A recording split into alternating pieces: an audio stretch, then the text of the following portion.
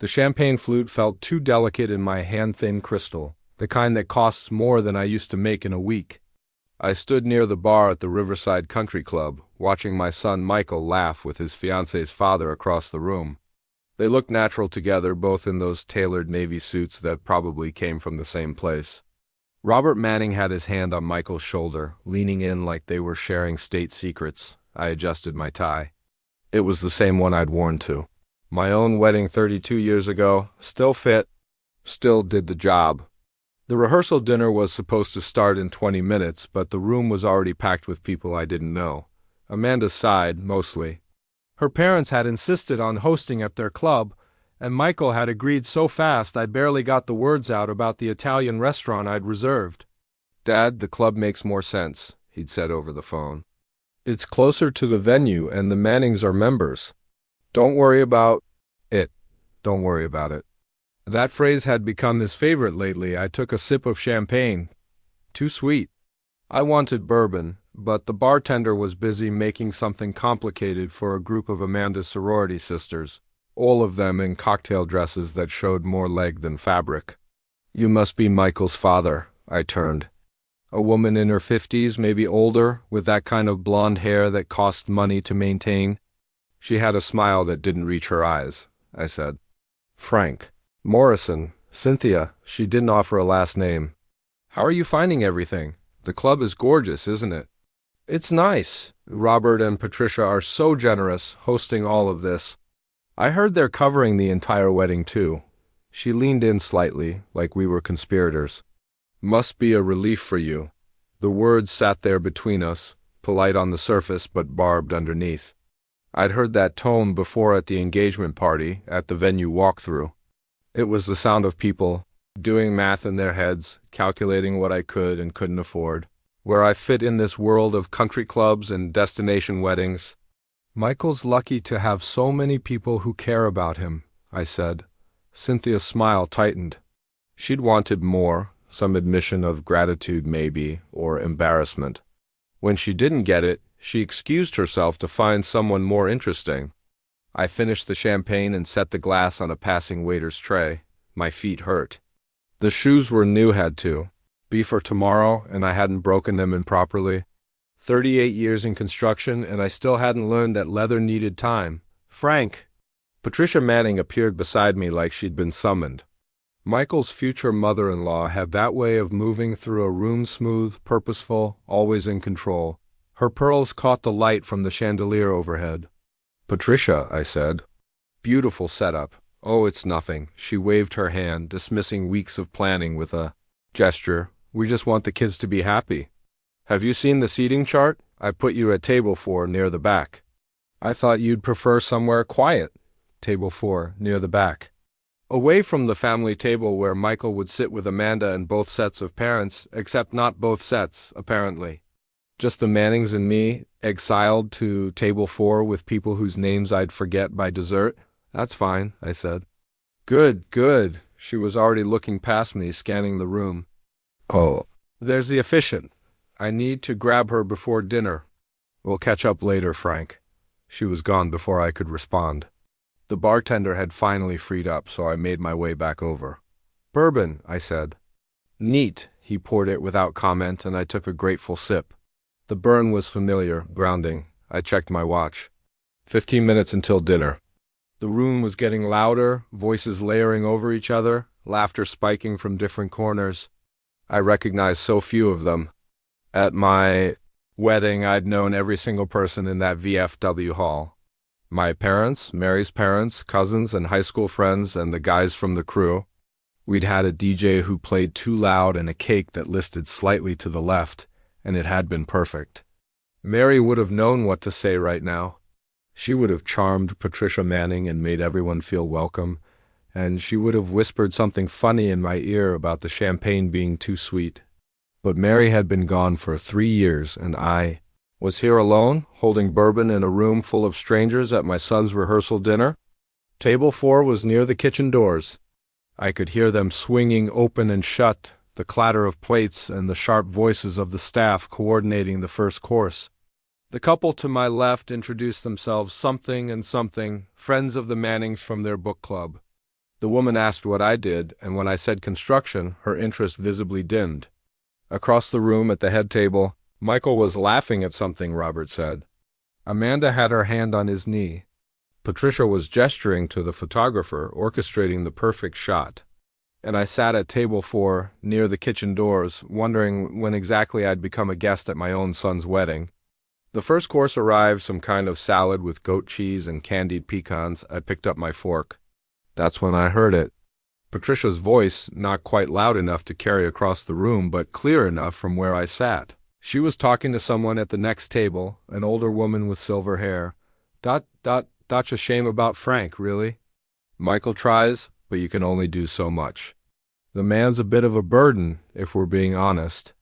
No social graces, doesn't fit in with our crowd, but what can you do? He's family now. The fork stopped halfway to my mouth. A burden. The word hung in the air like smoke, settling into my chest where the bourbon had been warmed just moments before. I set the fork down carefully, very carefully, and looked up at the head table. Michael was still laughing. Patricia had moved on to discussing floral arrangements with the silver-haired woman, her voice musical and unbothered. I stood up.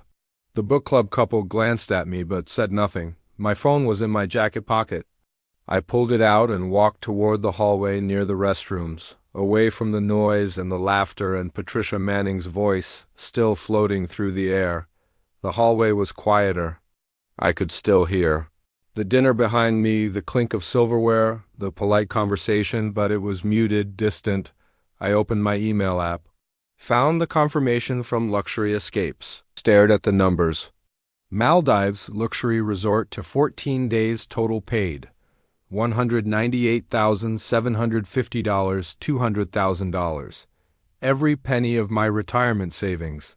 All of it poured into giving Michael and Amanda the honeymoon of a lifetime, the kind of trip the Mannings would approve of, the kind of gift that said, I see you, I'm proud of you, I love you, the kind of gift a burden would never think to give. My hands were shaking. I scrolled down to Carol's direct number in her email signature and hit call before I could think about it. She answered on the third ring. Luxury Escapes, this is Carol. Carol, it's Frank Morrison. Confirmation number TB2847, a pause. Background noise on her end. She was probably still at the office, working late. Mr. Morrison, is everything all right? The wedding is tomorrow, isn't it? I need to cancel. The words came out flat. The Maldives package, all of it. Right now, cancel? Her voice shifted, became careful. Mr. Morrison, the honeymoon is in 2 weeks. At this point, you'd only receive a 50% refund. Are you sure? I'm sure. Silence on the line. Then, can I ask if there's a problem with the booking? We can make changes, adjust. There's no problem with the booking. I stopped, started again. I just need to cancel it. Please, I heard her typing. Mr. Morrison, I need to ask one more time. Are you absolutely certain? Once I process this, it can't be undone. Through the doorway, I could see into the ballroom. Michael was standing now, glass raised, probably about to give his speech. About to thank everyone for being there. About to thank the Mannings for their generosity. About to thank me for making the effort to show up. Yes, I said. Cancel it, more typing. Then her voice, gentle, done. The refund will process within 5 to 7 business days. You'll receive $99,375 back to your original payment method. I'd lost half of everything I had left. Thank you, Carol. Mr. Morrison, I hope everything works out. I really do. I hung up and stood in that hallway for a long moment, phone still in my hand, listening to my son's voice drift through from the ballroom. He was saying something about Amanda, about their future, about family. I looked down at my phone. The email confirmation was still open. In a few minutes, it would update. Reservation canceled in red letters. I pocketed the phone and walked back into the ballroom, found my seat at table 4. The salad was still there, getting warm under the ambient lighting. Michael finished his speech. Everyone applauded. He looked happy, successful, like he belonged in this world of country clubs and champagne toasts. I picked up my fork and took a bite of the salad. It still tasted like nothing. I didn't move for a long time. Just sat there with the fork in my hand, the goat cheese salad getting warm, and let the reality of what I'd just done settle into my bones. $99,000 back. 100,000 gone forever, the perfect honeymoon canceled. And nobody knew. The dinner rolled forward around me. Servers appeared and disappeared, clearing the salad plates and bringing out the main course filet mignon with roasted vegetables and some kind of potato thing that had been whipped into submission. At the head table, Robert Manning stood up with his champagne glass, tapping it with a knife until the room quieted down. "I want to thank everyone for being here tonight," he began. His voice carried easily, practiced and confident. "Tomorrow we celebrate the union of two incredible young people, but tonight is about family coming together. Family."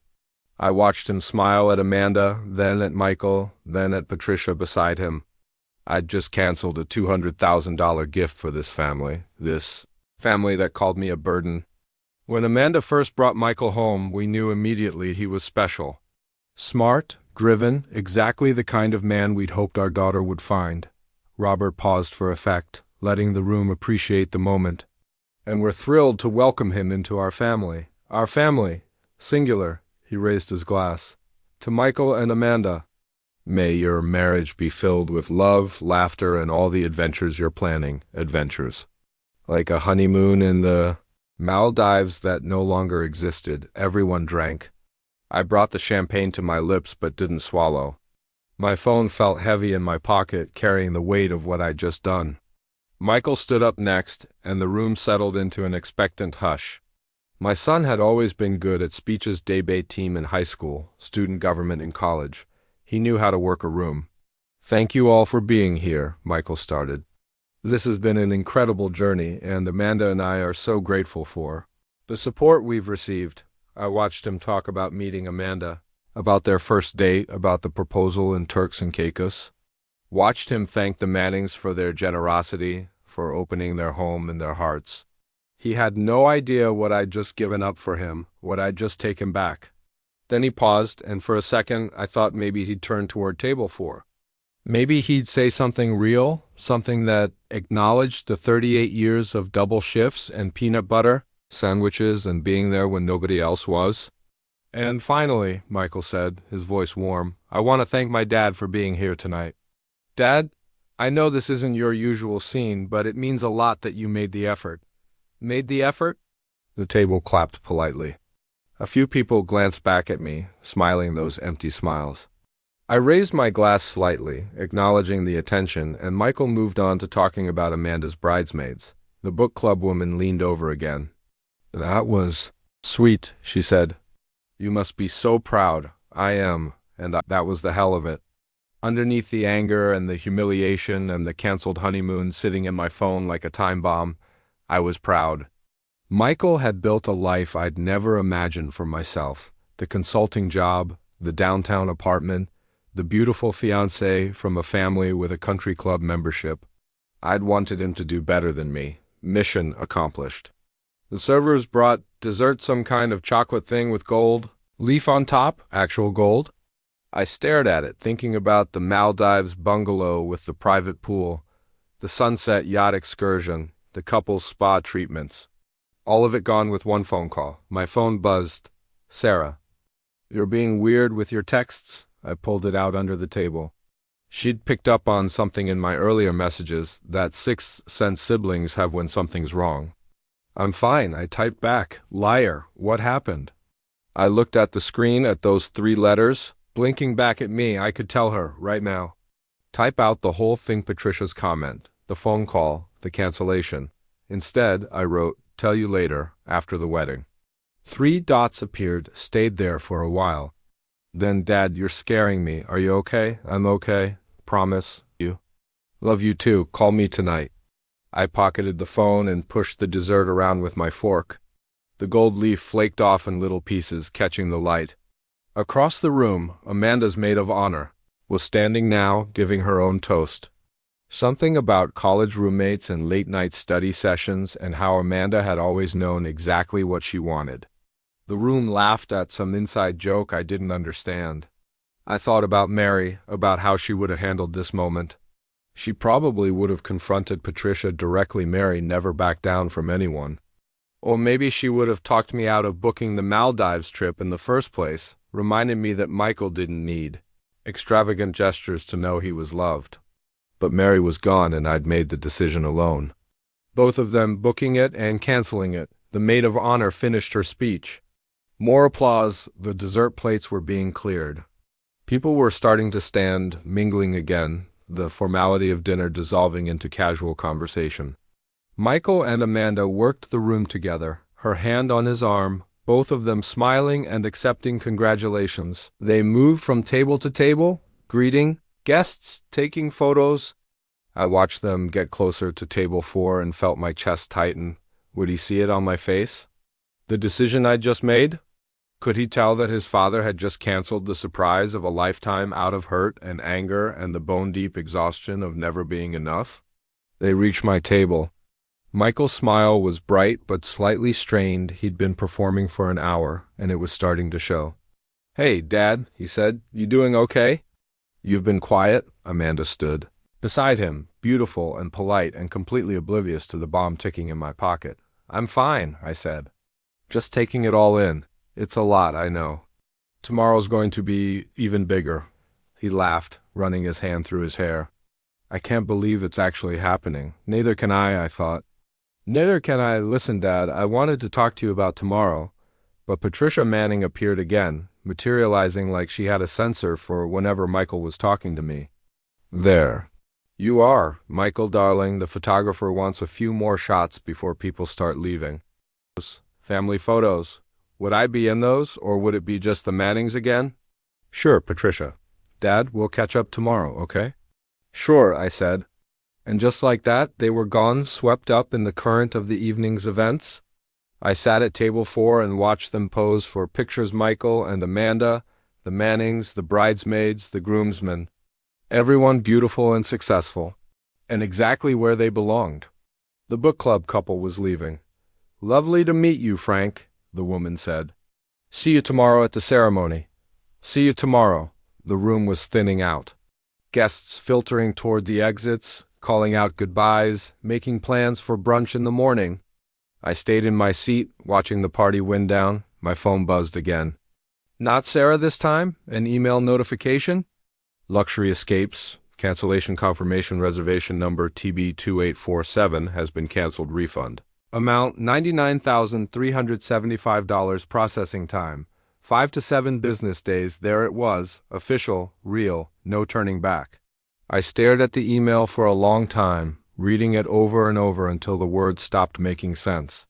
Across the room, Michael was hugging Robert Manning, both of them laughing about something. Patricia was directing the cleanup crew, pointing at flower arrangements and leftover centerpieces.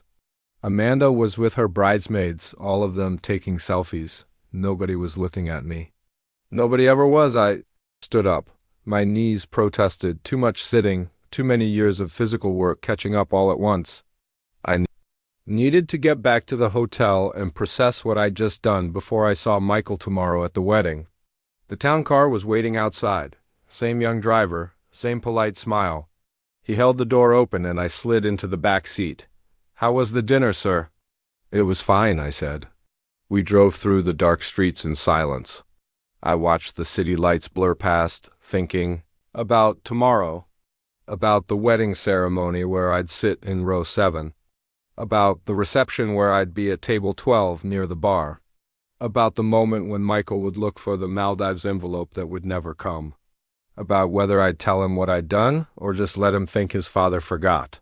The hotel appeared ahead, all lit windows and revolving doors. The driver pulled up to the entrance. "Same time tomorrow, sir?" 3:15 for the ceremony?" "Yeah," I said. "Same time." I walked through the lobby and took the elevator to my floor. The hallway was quiet, just the hum of the ice machine and muffled television sounds from other rooms. Inside my room, I took off the suit jacket and loosened the tie. Sat on the edge of the bed and stared at nothing. My phone rang. Sarah, finally calling instead of texting. I answered. "Hey, sweetheart." "Dad?" Her voice was tight with worry. "What the hell is going on?" "Your texts have been weird all night." I looked at the suit. "Hanging in the closet. the one I'd wear tomorrow to watch my son get married. I did something, I said quietly. Something big? What did you do? And sitting there in that hotel room, with the weight of the canceled honeymoon pressing down on my chest, I told her everything. You did what? Sarah's voice crackled through the phone, sharp with disbelief. I could hear her moving, probably stepping out onto her porch so the kids wouldn't hear. I canceled it, I said again. Called the travel agency during the rehearsal dinner. Got half the money back. Jesus, Dad, a long exhale. Okay, walk me through this. You heard Patricia call you a burden, and then I went to the hallway and made the call. Didn't think about it. Just did it. How much did you lose? 100,000. Give or take. Silence on the other end. Then, that's a lot of money, Dad. I know, but you're getting 99 back. That's still... She stopped. Wait, does Michael know? Did you tell? Him? I looked at my reflection in the dark window. 65 years old, sitting alone in a hotel room in a rumpled tux, having just blown half his retirement on an impulse decision fueled by hurt pride. No, he doesn't know I ever booked it. Nobody does except you and the travel agent. And you're planning to tell him when? At the wedding? I don't know. That's the problem. I don't know what to do now. I heard her settling into a chair, that creaking sound of the old porch swing at her. House, okay, let's think this through. You canceled it because Patricia called you a burden. It wasn't just that. I stood up, started pacing. It was everything. Being at table 4, Michael's speech thanking me for making the effort.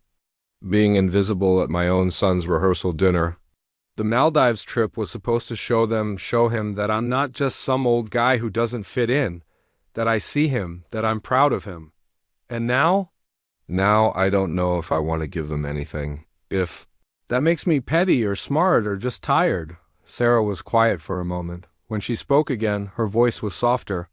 Dad, I'm going to ask you something, and I want you to really think about it. Okay. Do you regret canceling it? I stopped pacing, looked at the email on my phone, still open. Cancellation confirmation, red letters. I don't know, I said honestly. Part of me feels lighter. Like I was carrying this secret gift around, this proof that I'm good enough for their world, and now I don't have to anymore. But part of me, my voice caught. Part of me feels like I just proved Patricia right. That I am the burden. The guy who can't afford to keep up. You're not a burden. Dad, you're a father who's been disrespected and taken for granted. Maybe I'm just a bitter old man who can't handle his son growing up and moving on. No, her voice was fierce now. Don't do that. Don't let them make you doubt yourself. You worked your whole life for Michael. You gave him everything.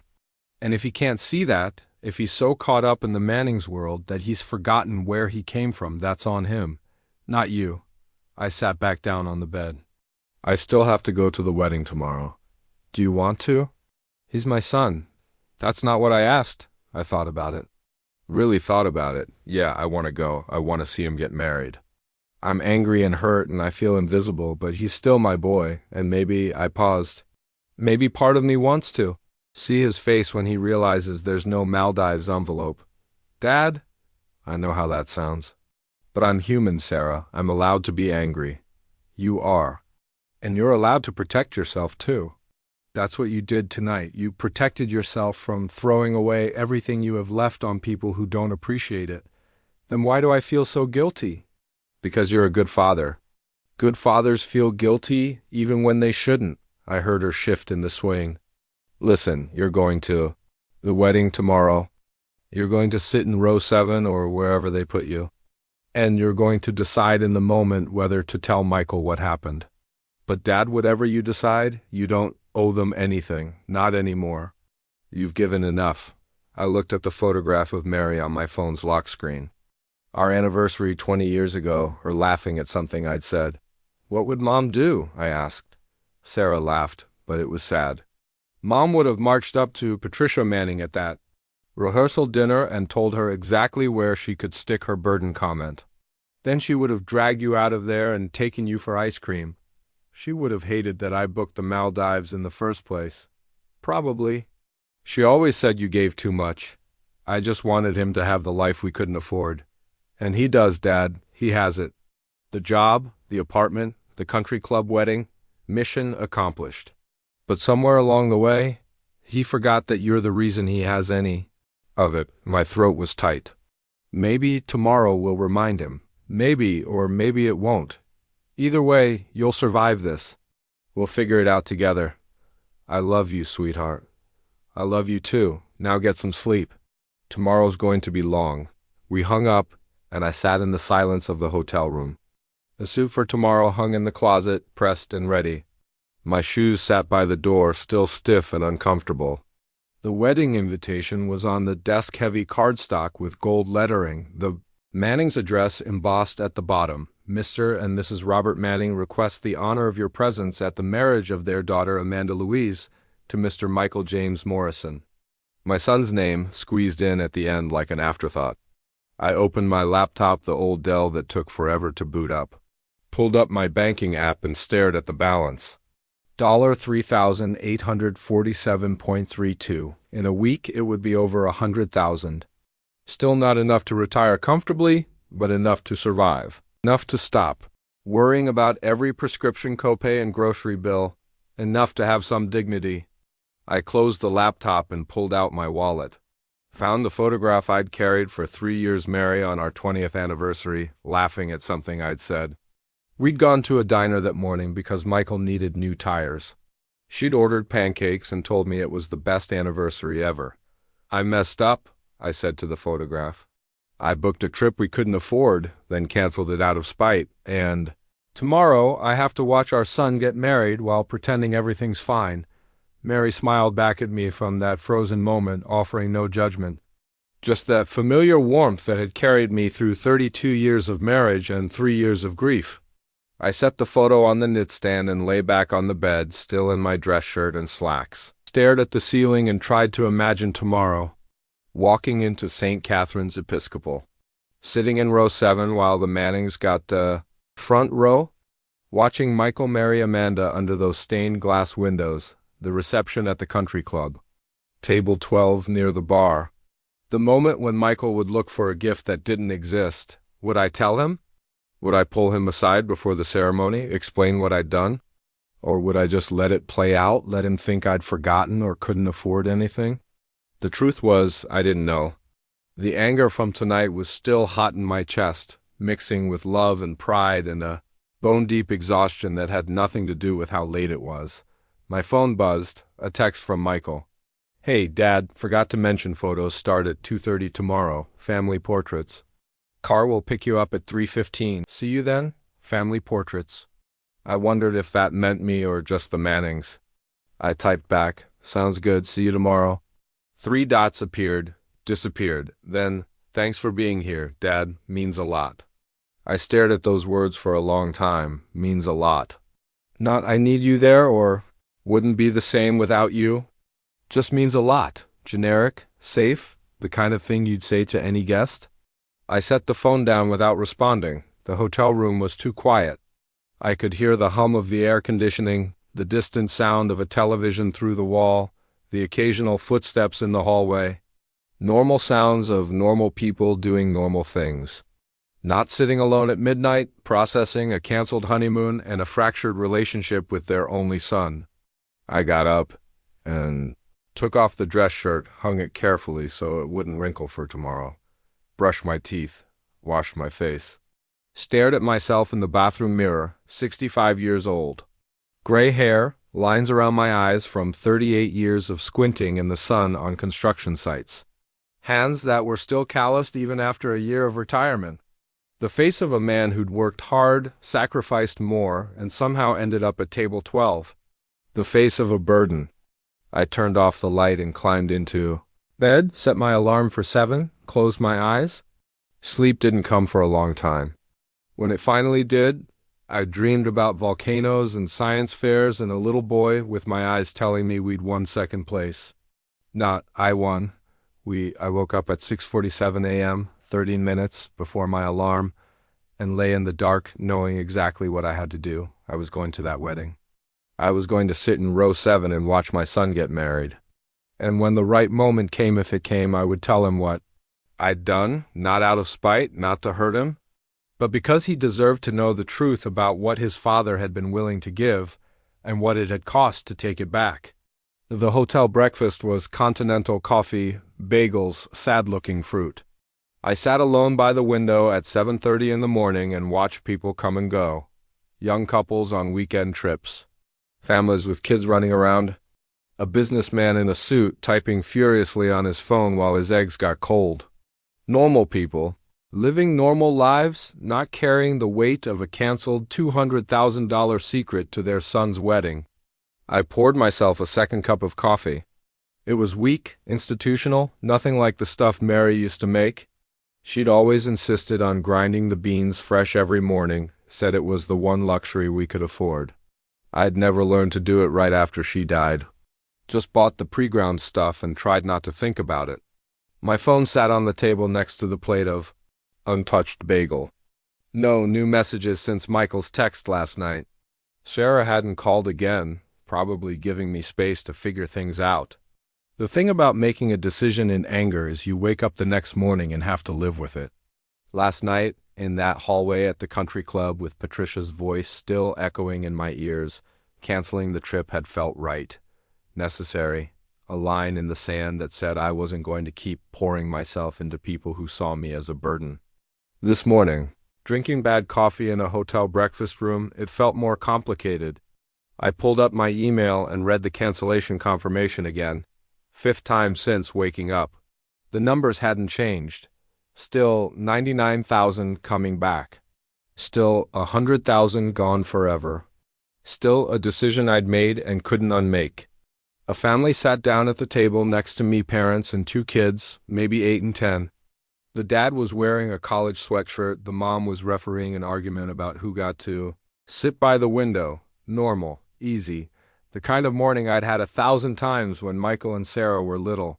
Before country clubs and rehearsal dinners and being exiled to table 4. My phone rang. Michael. I stared at it for 2 rings before answering. Hey. Morning, Dad. Did I wake you? No, I'm up. Having breakfast. Good, good. He sounded stressed. That edge in his voice he got when he was managing too many things at once. Listen, change of plans for today. Amanda's running. Behind with hair and makeup, so we're pushing photos back to 3. Car will still pick you up at 3:15, but ceremony doesn't start until 4:30 now. And Dad, he paused, about the photos. Patricia arranged the family portraits, and she scheduled the Mannings first since there's more of them. We'll definitely get some with you after, but if we run out of time, it's fine, Michael. You sure? Because I can push back on her. It's fine, really, it's her. Daughter's wedding, I understand. A beat of silence. Then, thanks, Dad, I knew you'd get it. You always do, you always do. Translation, you always accept being second. You always make it easy. How are you feeling? I asked. Big day, honestly? Terrified, he laughed, but it was tight. In a good way, I think. Just a lot happening. Amanda's mother is freaking out about the flowers. Robert keeps giving me business advice, and I haven't slept in about 36 hours. You'll be fine, just remember to breathe during the vows. Did you? At your wedding? The question caught me off guard. Michael rarely asked about the wedding. About Mary. Yeah, your mom had to elbow me halfway through because I was holding my breath. He laughed. Genuine this time. I can picture that. She was beautiful that day. You would have... I stopped. Amanda's beautiful too. You're lucky. I know. His voice softened. I wish Mom could be here. Me too, kiddo. Another pause, this one heavier. In that silence, I could tell him right now. Just say it. Michael, I need to tell you something about the honeymoon gift I planned. But then I heard voices in the background, Amanda calling for him, someone asking about the Boudinières. I gotta run, Dad. See you at the church? He hung up, and I sat there holding the phone, the moment gone. The family next to me was leaving, the dad carrying the younger kid on his shoulders while the mom wrangled backpacks. They looked happy. Tired, but happy. The kind of tired that comes from building something together, not from watching it slip away. I finished my coffee and went back to my room. The tuxedo hung in the closet, still pristine in its dry cleaning bag. I'd picked it up 3 weeks ago, spent more than I should have because I wanted to look right. Wanted to fit in, just once, with the Mannings and their world. Now it just looked like a costume. I took a shower, let the hot water run until the small tank went lukewarm, got dressed slowly, carefully. The tux fit well, the tailor had done good work. But standing in front of the mirror, bow tie perfectly straight, cufflinks in place, I still looked like exactly what I was, a construction worker playing dress-up. My phone buzzed. "Sarah, morning, how are you holding up?" I sat on the edge of the bed and typed, getting ready. "Ceremony at 4:30? Are you going to tell him?" "I don't know yet." "Whatever you decide, I'm with you. Love you, Dad. Love you too." I set the phone down and looked around the hotel room. My overnight bag was already packed, ready to check out tomorrow morning. The suit I'd worn to the rehearsal dinner hung over the chair. Everything neat, organized, under control, except nothing was under control. I pulled out my wallet and found Mary's photo again. Stared at her face, frozen in that moment of pure joy. 20 years ago, back when things made sense. Back when I knew who I was and where I fit. "What would you do?" I asked her again, knowing. She couldn't answer.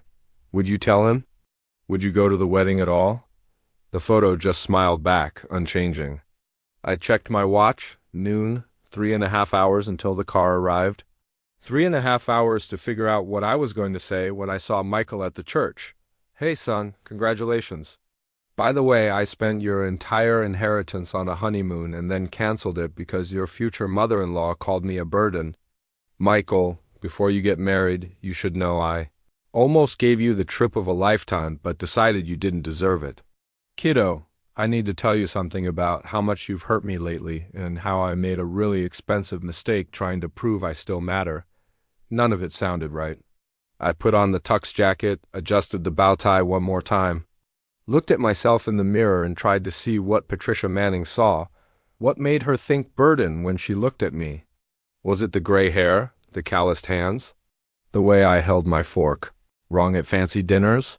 Or was it something deeper, the kind of class marker that no amount of money or effort could erase? My phone rang again. Unknown number. "Hello? Mr. Morrison? This is Carol from Luxury Escapes." My chest tightened. "Carol, hi. I hope I'm not calling at a bad time." "I just wanted to follow up on yesterday's cancellation." She paused. "Mr. Morrison, I've been in this business for 20 years, and I've never seen someone spend that kind of money on a gift for their child. And I've never seen someone cancel it the night before the wedding. I appreciate you calling, but I'm not trying to change your mind. The cancellation is processed. But I wanted you to know that if you need to talk to someone, if you need advice or just someone to listen, I'm here." Off the record, I sat down on the bed. "Why are you calling me, Carol?" "Because I have kids too. And I know what it's like to give everything and wonder if they see it. To sacrifice and feel invisible." Her voice was gentle. "And I know what it's like to make decisions out of hurt that we have to live with forever. I heard his future mother-in-law call me a burden," I said quietly. "At the rehearsal dinner, that's why I canceled. I'm sorry." I'm so sorry. I spent 38 years making sure Michael had a better life than me, and I did it. He's successful, educated, marrying into money, everything I wanted for him. But somewhere along the way, I became the embarrassment. The guy from the old neighborhood who doesn't know which fork to use. Carol was quiet for a moment. Then, "Mr. Morrison, can I tell you something my daughter said to me last year? After her wedding, when I told her how much I'd spent?" "Okay." She said she had no idea about the sacrifices, the extra shifts, the things I went without so she could have her dream wedding. And she felt terrible, not because I'd spent the money, but because she'd been so wrapped up in her own life that she never stopped to ask, "Did it change anything between you?" "Yeah, it did. We're closer now than we've ever been." But it took that conversation, that honest, hard conversation where I told her how I felt to get there. I looked at the tuxedo in the mirror, at the man wearing it who still didn't know what he was going to say in 3 hours. "Thank you for calling, Carol." "You're welcome." "And Mr. Morrison? Whatever you decide to tell your son or not tell him, you're not a burden. You're a father who loves his child. Don't let anyone make you forget that." After we hung up, I sat in the quiet hotel room for a long time. Then I stood up, straightened my bow tie one last time, and made my decision. I was going to the wedding. I was going to sit in row 7 and watch Michael marry Amanda. And when the moment was right, when it was just the two of us, I was going to tell him everything. Not to hurt him, not to ruin his day, but because Carol was right. The only way forward was honesty, even when it was hard. Especially when it was hard. I checked my watch. 2:45, 30 minutes until the car. I picked up my phone and texted Sarah, I'm going to tell him. After the ceremony, before the reception, her response came immediately. I'm proud of you, Dad. Whatever happens, I'm proud of you. I pocketed the phone, took one last look around the hotel room, and headed downstairs to wait for the car that would take me to my son's wedding. The car that would take me to the moment when everything would either break or finally start to heal. The church was exactly what I'd expected. St. Catherine's Episcopal, all white stone and stained glass, the kind of place where the Mannings probably had their names on a pew. I arrived at 3:30 in the back of a town car Patricia had sent, not Michael. Patricia driven by a kid who couldn't have been more than 22. He tried to make small conversation. Asked if I was excited. I'd said yes and stared out the window. The parking lot was already filling up. Expensive cars, expensive people. I recognized a few faces from last night, though nobody recognized me. I was just another guest in a tuxedo, heading toward the same destination. Inside, the church smelled like Layla and furniture polish. Flowers everywhere, white roses, hydrangeas, those tall arrangements that probably cost more than my monthly mortgage used to be. The pews were wrapped in ivory fabric with gold ribbons. Classical music played softly from somewhere. I couldn't see. A young woman with a clipboard and a headset approached me. Hi, are you bride or groom? I said. I'm the father. Her smile didn't waver, but something flickered in her eyes, like she'd been briefed. Oh, wonderful. Mr. Morrison, right? Let me show you to your seat. Not to the groom's room where Michael was probably getting ready. Not to take family photos, just to my seat. She led me down the aisle left side, groom's side past rows and rows of empty pews. We walked, almost to the front, and for a second I thought maybe they'd reconsidered. Maybe I'd be up there with family after all. Then she stopped at row 7. Here you are, she said brightly. Perfect view of everything, row 7, not front row. Not even second or third. Row 7, where I'd have a perfect view of the backs of everyone's heads. Where's the family seating? I asked. Oh, the immediate family is in the first 2 rows. You'll have a great view from here, though. And the aisle seat. Makes it easy to get up for photos after the ceremony. Or always after, if there's time. Thanks, I said. She hurried away, her headset crackling with instructions I couldn't hear. I sat down in row 7 and looked around. The church was beautiful, I'd give them that. Sunlight streamed through the stained glass, painting everything in blues and golds. The altar was decorated with more flowers, more ribbons, more evidence of money carefully spent. I checked my phone. 3:45. 15 minutes until the ceremony. A text from Sarah. You there? How are you holding up? Row 7, I typed back. Perfect view of everything, 3 dots. Then, Jesus, Dad. It's not fine. Do you want me to say something to him? I can call right now. No, don't. It's his wedding day. And you're his father? I pocketed the phone before I could respond. The church was filling up now. Guests streaming in, greeting each other, finding their seats. I recognized some of Amanda's sorority. Sisters from last night giggling as they slid into a pew. Robert Manning's golf buddies talking about their last game. Patricia herself, resplendent in champagne-colored silk, directing people like a general commanding troops. She saw me and waved, actually waved like we were friends. She hadn't called me a burden 12 hours ago. I nodded back. More people. More strangers. A few glanced at me curiously, probably wondering who the older guy sitting alone in row 7 was, but nobody stopped to talk. At 3:55, the music changed. Something classical I didn't recognize. The guests settled into their seats, a hush falling over the church. The side door opened and the wedding party emerged. Michael's groomsmen, first college buddies, all of them in matching tuxedos, all of them looking like they'd stepped out of a catalog. Then Amanda's bridesmaids in pale pink dresses, carrying bouquets of white roses. Then Michael, my son, my boy, standing at the altar in a tuxedo. That probably cost more than my first car, looking confident and happy and completely at home in this church, with these people, in this life I'd worked so hard to give him. He scanned the crowd, smiling, waving subtly at friends. His eyes passed over row 7 without stopping. The music swelled. Everyone stood. Amanda appeared at the back of the church on Robert Manning's arm, and the whole room seemed to hold its breath. She was beautiful, even I could see that. Her dress was elaborate, all lace and beading, with a train that went on forever. Her face was radiant. Robert walked her down the aisle slowly, deliberately. When they reached the front, he kissed her cheek, shook Michael's hand, then took his place in the front row next to Patricia, the front row where I should have been. The ceremony began. The minister talked about love and commitment and two families becoming one. Michael and Amanda held hands, gazing at each other like they were the only two people in the room. I watched from row 7 and felt like a ghost. They said their vows. Michael's voice was strong, clear. Amanda's was softer but steady. They exchanged rings, platinum bands that caught the light from the stained glass. "I now pronounce you husband and wife," the minister said. "You may kiss the bride." Michael kissed Amanda, and the church erupted in applause. They turned to face us, beaming, and the recessional music started. They walked back up the aisle together, past row 7, past me.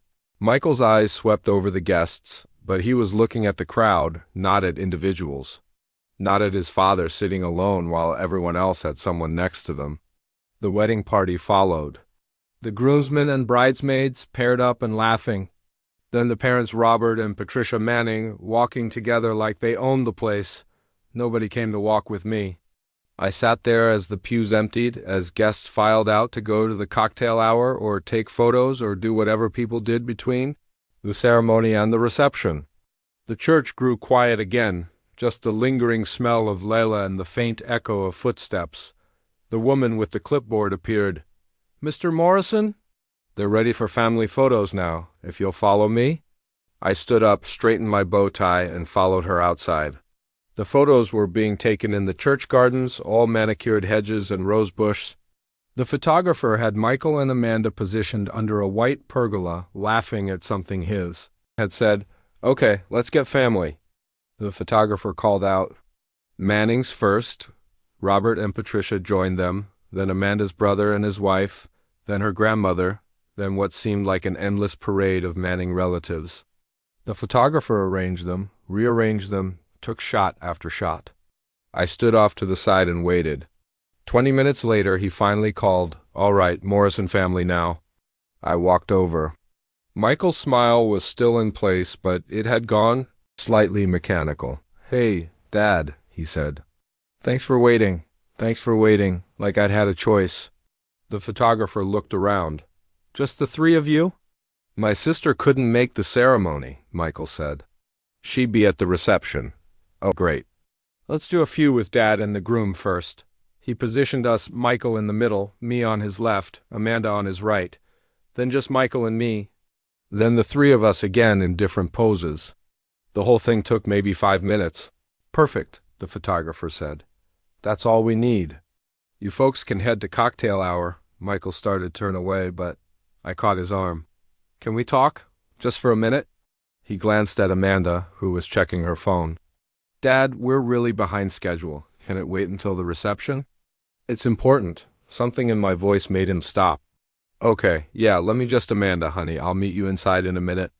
She kissed his cheek and headed toward the country club, her bridesmaids fluttering around her like pale pink birds. Michael and I stood in the garden, alone for the first time all day. "What's up, Dad?" I looked at my son, my married son now, and tried to figure out how to say it. How to explain that I'd spent $200,000 on a honeymoon I'd then canceled because his mother-in-law called me a burden. How to tell him that I'd been sitting in row 7 while he got married, that there'd been no father-son dance, no special moment, nothing that said I mattered to him anymore. "I had a gift for you and Amanda," I started. "For your honeymoon." His face brightened. "Dad, you didn't have to do that. You being here is enough." The same thing Amanda had said last night. I wanted to, I continued. I'd planned this whole trip. The Maldives, 14 days, overwater bungalow. Everything first class? Michael's eyes widened. Dad, wow. That's incredibly generous. We'd love that. When were you thinking? I wasn't thinking. I'd already booked it. Paid for it. $200,000. He went very still. 200, Dad, that's my entire retirement savings. Everything your mom and I put away. Everything I had left after she died. His face drained of color. You spent all of it? On a honeymoon? I wanted to give you something special. Something the Mannings would approve of. Something that showed you I see how far you've come. Dad, I don't know what to say. That's insane. That's too much, I know. That's why I canceled it this morning. The words hung between us in the golden afternoon light. You canceled it, Michael repeated slowly. Got 50% back. Lost 100,000, but I couldn't.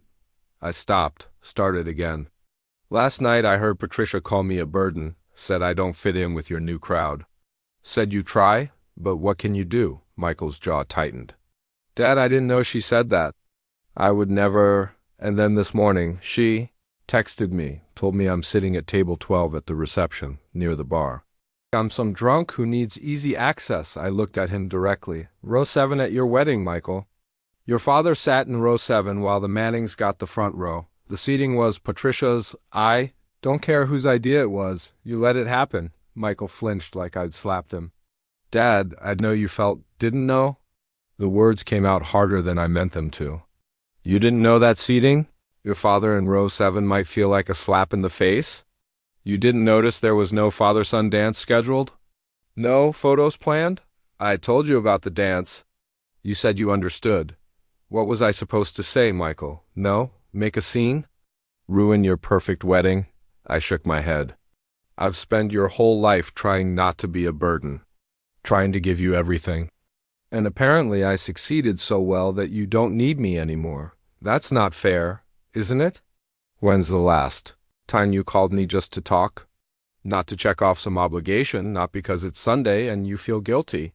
When's the last time we had a real conversation? He opened his mouth, closed it, couldn't answer. I work 60-hour weeks so you could go to college, I continued. My voice was steady now, calm, 38 years of held-back words finally finding their way out. I ate sandwiches for lunch every day for 4 years so you wouldn't have student loans. When your mom got sick, I worked doubles to pay for her treatments and still showed up to every single one of your baseball games. I know what you did, Dad. I'm grateful. I don't want gratitude. I want to matter. The words cracked something open in my chest. I want to be more than the guy who writes checks and makes the effort to show up. I want my son back, the one who used to call me Superman, the one who needed me. Michael's face was pale. I do need you. Do you?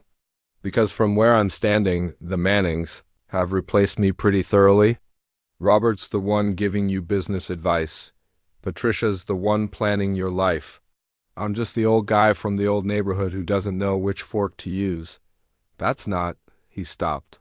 Ran his hand through his carefully styled hair. Okay, you're right. I've been distant. I've let them take over. But Dad, you have to understand, this is my life now. Amanda's family, they're rich, successful, everything I'm not. That's not what I was. Going to say, but it's what you were thinking. Michael looked away, toward the country club where his reception was waiting, where his new wife and his new family were probably wondering where he was. What do you want me to say? I want you to tell me the truth. Do you see me as a burden? The question sat between us like broken glass. I watched my son struggle with it, saw the war happening behind his eyes. The dutiful son who'd been raised to be honest, fighting with the ambitious young man who'd learned that honesty has a cost. Sometimes, he said finally, quietly, sometimes I worry that you won't fit in, that you'll say the wrong thing or wear the wrong thing or... He stopped. I'm sorry. God, I'm sorry. That's horrible, isn't it? At least it was honest, I said. It is. I don't mean it the way it sounds. I love you, Dad. Everything I am, it's because of you. But Amanda's world, it's different. There are expectations and rules I'm still learning, and sometimes I'm terrified I'll mess it up. That they'll see through me and realize I'm just the kid from the 3-bedroom house with the used truck. So you hid me away. Row 7, table 12. Just far enough that I wouldn't embarrass you, he winced. I didn't think of it that way. How did you think of it? I don't know. Patricia offered to handle the details, and I let her. It was easier than arguing. Easier, I repeated. It was easier to let your father sit in row 7 than to argue with your mother-in-law. That's not what I meant. Then what did you mean, Michael? Because I'm trying to understand how we got here. How you became someone who thanks me for making the effort. How I became someone you need to hide? The sound of laughter drifted from the country club. The reception was starting, people gathering, drinks being poured. Michael's head turned toward it like a compass finding north. I should get back, he said. Amanda's probably wondering. I'm not done, his jaw tightened. Dad, it's my wedding day. Can we please not do this now? Then. When's a good time to tell you that I canceled a $200,000 honeymoon because I finally realized you don't want a father, you want a checkbook? That's not true. Then prove it. The words came out like a challenge. Come with me right now. Walk into that reception and announce that your father is moving to the family table. Tell Patricia that table 12 isn't acceptable. Tell everyone that I matter. Michael looked at me, then at the country club, then back at me. Dad, the tables are all set. The place cards are printed. Moving you now would what? Upset Patricia? Make things awkward? I laughed, but there was no humor in it. God forbid we make things awkward at your wedding. You're being unfair. Am I? Because it seems pretty fair to me. I'm asking my son to stand up for me. That's it. Just acknowledge that your father deserves better. Then row 7 and table 12, and if there's time, I just can't or won't? The silence stretched between us. In the distance, I could hear the band starting their sound check. The clinking of glasses, the buzz of conversation. Michael looked down at his shoes, expensive leather, probably Italian. I'll talk to Patricia after the reception. We'll figure something out for future events. Future events? I nodded slowly. Not today? Not when it matters? Future events. Dad, you? Know what? Forget it. I stepped back. Go to your reception. Sit with your new family. Enjoy table 1 while I'm at table 12, near the bar, right where Patricia put me. Don't be like this. What? Hurt? Angry? Human? I straightened my bow tie. I'm going to the reception, Michael. I'm going to smile and drink overpriced champagne and watch you cut a cake that probably cost more than my first car. And then I'm going to go home and figure out how to retire on $99,000 instead of $200,000. His eyes went wide. You really canceled it. The whole thing. What did you think I was going to do? Keep throwing money at a relationship that's already over. Our relationship isn't over, isn't it? I looked at him, really looked at him. At the expensive tuxedo and the carefully styled hair and the man who'd replaced the boy I'd raised. When did you stop being my son and start being Robert Manning's protege? That's not fair. You keep saying that. But you know what's not fair, Michael? Working your whole life to give your kid a better future, only to discover that better future doesn't have room for you in it. I turned to walk away, toward the country club where table 12 waited. Dad, wait. I stopped, but didn't turn around. I'm sorry, Michael said. His voice was quiet, strained. I'm sorry about the seating. I'm sorry about the dance. I'm sorry I've made you feel like you don't matter, but please, don't leave like this. It's my wedding day. I looked back at him over my shoulder. I'm not leaving, Michael. I'm going to the reception. I'll be at table 12, right where your new family wants me. And tomorrow, you'll fly off to wherever you and Amanda decide to honeymoon. And I'll go back to my house and my $3,000 and my life that apparently doesn't fit into yours anymore. Dad! But I was already walking away, my shoes crunching on the gravel path, leaving my son standing alone in the garden on the happiest day of his life. Behind me, I heard him call my name one more time. I didn't turn around. A country club loomed ahead, all lit windows and elegant architecture. I could see people through the glass laughing, drinking, celebrating. The Mannings holding court, Amanda surrounded by her bridesmaids, everyone playing their parts in the perfect wedding. I pulled out my phone and texted Sarah, at the reception, table 12. Going to need that call later. Her response was immediate. I'm so proud of you, Dad. I stared at those words for a long moment. Then I walked into the country club, found table 12 near the bar, and sat down to watch my son's new life begin. Table 12 was exactly where Patricia said it would be, near the bar. Far from the head table where Michael and Amanda sat like royalty, surrounded by the wedding party and, well, one set of parents. The Mannings. Robert in his tuxedo, Patricia in her champagne silk, both beaming like they'd personally arranged the marriage. The other chairs at table 12 were occupied by people I didn't know. A couple in their 70s who introduced themselves as friends of Amanda's grandmother. A single guy about my age who worked with Robert's firm. Two women who might have been cousins or colleagues. I stopped trying to keep track. They made polite conversation. Asked how I knew the couple. I said I was Michael's father, and they got that look, the one that said they'd already heard about me. Already knew I was the odd man out. The reception rolled forward like a machine. Cocktail hour with past hors d'oeuvres I couldn't pronounce. Dinner service filet mignon again, this time with lobster tail. Champagne toasts that went on forever, each one more elaborate than the last. Robert Manning spoke about welcoming Michael into the family, about the bright future ahead for these two exceptional young people. Amanda's brother told a story about their childhood that got big laughs. The maid of honor cried through her entire speech about true love and destiny. Nobody mentioned me. I sat at table 12, near the bar, and watched my son's wedding happen without me. Around 8 o'clock, Sarah arrived. I saw her scan the room, spotted me, and her face went tight with anger. She marched over, stunning in a navy dress, and pulled me into a hug. Table 12, she said into my shoulder.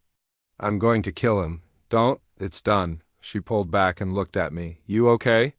I'm... Here, that's not what I asked. Before I could answer, she turned and headed straight for the head table. I watched her lean down to Michael, watched his face go from surprise to guilty to defensive. Amanda looked confused. Patricia's smile went plastic. Sarah said something I couldn't hear, her voice low but clearly furious. Michael tried to respond. Sarah cut him off, said something else, then walked back to table 12 and sat down in the empty chair next to me. What did you say to him? I asked. That he should be ashamed of himself, that Mom would be horrified, and that if he didn't fix this right now, I was leaving and taking you with me. Sarah, Dad, we can leave, right now. You don't have to sit here and take this. I looked at the head table. Michael was talking to Amanda, both of them looking over at us. Patricia was whispering something to Robert. The whole thing was unraveling, the perfect wedding developing cracks. I'm not leaving, I said quietly. He's still my son. He's being a terrible son. Maybe, but I'm not going to make it. Worse. Sarah's jaw was tight, but she nodded. She understood. That's what we Morrisons did. We showed up, we stayed, we didn't make scenes. Even when scenes needed to be made, the band started playing. Michael and Amanda took the floor for their first dance, some song I didn't recognize. They swayed together under the lights, looking perfect, looking happy, looking like they belonged in a magazine spread about. Beautiful weddings. Then the song changed. The band leader announced the parent dances. Amanda and Robert went first. Father-daughter, dancing to some slow song about little girls growing up. Patricia watched from the head table, dabbing her eyes with a napkin. The photographer circled them, capturing every angle. The song ended, applause, then silence. No announcement of a mother-son dance. Amanda's mother had passed when she was young, I remembered Michael mentioning. And no father-son dance, because that had been cut to save time. The band leader looked confused, checking his notes.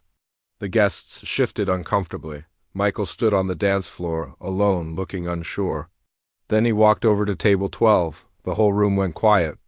Dad, he said, his voice was rough, would you dance with me? I looked up at my son, at the guilt on his face, the regret. At Sarah beside me, her hand on my arm.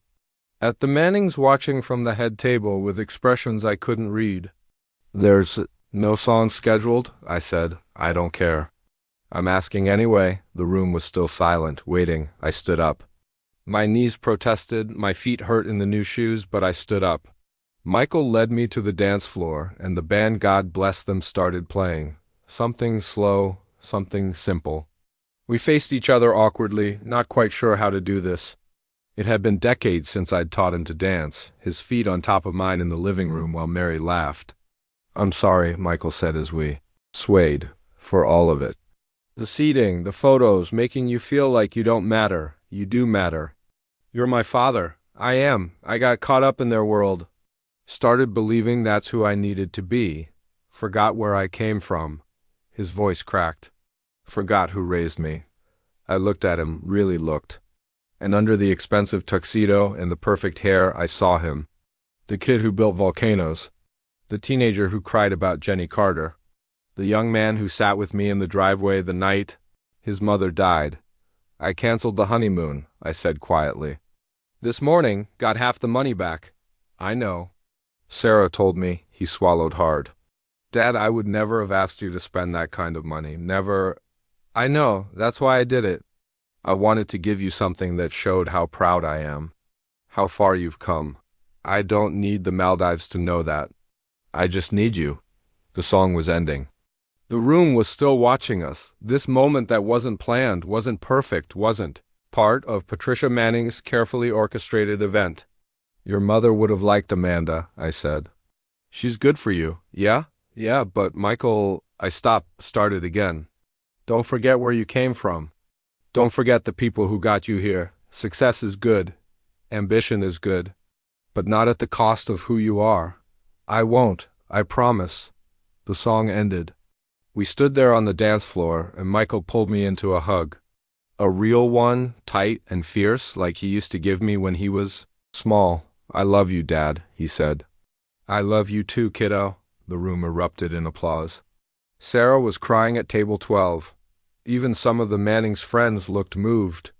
Patricia's smile was frozen, but Robert was clapping, and that was something. Michael walked me back to the table, but before I could sit down, he turned to the room. "Can I have everyone's attention for a second?" The band quieted. "I want to say something. Dad, can you come up here?" Oh God, I hated being the center of attention, but I followed him to the microphone anyway. "Most of you know my father, Frank Morrison," Michael began. His voice carried across the room. "Some of you don't, but everyone should, because without him I wouldn't be standing here. He worked 2 jobs to send me to college. He taught me everything I know about being a man, and tonight I almost forgot that. Almost let him become invisible at my own wedding. Silence. Uncomfortable shifting. So I want to do something. Dad," he turned to me. "I know you canceled the Maldives trip. Sarah told me the whole story. And I'm not going to let you lose $100,000 because my new in-laws are snobs." A gasp from somewhere. Probably Patricia. "Amanda and I are going to reimburse you. Every penny. And we're going to book our own honeymoon, something smaller, something we can afford ourselves. Because you've given me enough. More than enough. Michael, you don't have to." "Yeah, I do. And one more thing." He looked out at the crowd. "My dad's sitting at table 12. That changes now. We're making room at the family table. Because that's where he belongs." Sarah was full on sobbing now. Half the room looked touched, the other half looked scandalized. Patricia Manning looked like she might faint. But Michael just smiled at me, and in that smile I saw 30 years disappear. Saw the kid who called me Superman, who needed me, who loved me without conditions. I said quietly, "Okay." The rest of the reception was a blur. They actually did make room at the family table, squeezed in an extra chair between Michael and Sarah. Patricia was icily polite. Robert was surprisingly cordial. Amanda was kind, if a bit overwhelmed by the drama. But none of that mattered. Because when they cut the cake, Michael saved me the first piece.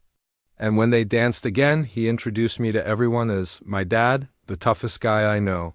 And when the reception finally ended around midnight, he hugged me goodbye and said, "Lunch next Sunday? Just us? I'd like that," I said. Sarah drove me back to the hotel. We didn't talk much. Didn't need to. You did good, Dad, she said when she dropped me off. He did good, I corrected. He figured it out. With some help? I smiled. Yeah, with some help. Back in my hotel room, I took off the tuxedo and sat on the edge of the bed in my undershirt and dress pants. Pulled up my banking app. $3,847.32 today. About $103,000 in a week when the refund processed. Not the retirement I'd planned, but enough to live on. Enough to take Sarah's kids to the zoo sometimes. Enough to have lunch with my son on Sundays. Enough, my phone buzzed. A text from Michael. Thank you for everything. Not just tonight, everything. I love you, Dad. I stared at those words for a long time. Then I typed back. Love you too, kiddo. See you Sunday. I turned off the light and lay down in the darkness, listening to the sounds of the hotel around me. Tomorrow, Michael and Amanda would start their married life. Sarah would go back to her family. The Mannings would return to their country club world. And I would go home to my house, my truck, my life that wasn't fancy or impressive, but was mine. And maybe, just maybe, there was room in all of it for a father and son who'd almost lost each other, but found their way back. I closed my eyes and thought about volcanoes and second-place ribbons and the weight of love that sometimes feels like burden until you realize it's the only thing that matters. Then I slept.